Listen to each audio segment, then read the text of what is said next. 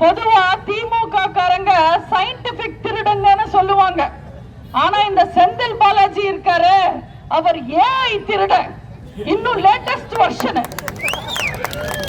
ஊழல்லையும் திருட்லையும் தேர்தல் தில்லுமுள்ளையும் பிஹெச்டி பண்ணவரு செந்தில் பாலாஜி. நம்ம எல்லாரும் புரட்சி தலைவர் வழி வந்தவங்க. நம்ம எம்ஜிஆர் எங்களுக்கு என்ன சொல்லி கொடுத்தாரு?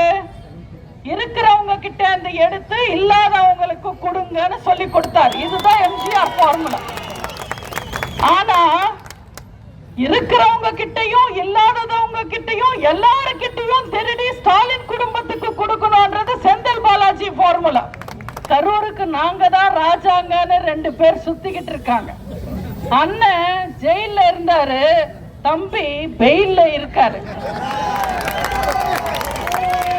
இப்போ அண்ணனுக்கு கோயம்புத்தூர்ல சீட்டா, ஏன்னா கரூர்ல செல்ஃப் எடுக்காதுன்னு அவருக்கு தெரிஞ்சு போச்சு. அதனால ஓடி போய் கோயம்புத்தூர்ல நிக்கிறாரு.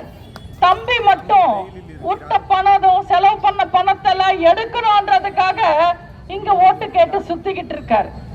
இந்த 2 பேருமே இந்த ஊரு, இந்த கரூரோட பேரை கெடுத்தவங்க. கரூர்னு கூகுள்ல தட்டி போடுங்க, கூகுள்ல தேடி பாருங்க. கூகுள் ஒரு லிஸ்ட் கொடுக்குது. ஊழல் செந்தில் பாலாஜி, 10 ரூபாய் செந்தில் பாலாஜி, அத்திகட்சி அமாவாசை செந்தில் பாலாஜி, ஹோட்டல் செந்தில் பாலாஜி, மணல் கொள்ள செந்தில் பாலாஜின்னு இஷ்டத்துக்கு ஒரு பெரிய லிஸ்ட் கொடுக்குறாங்க.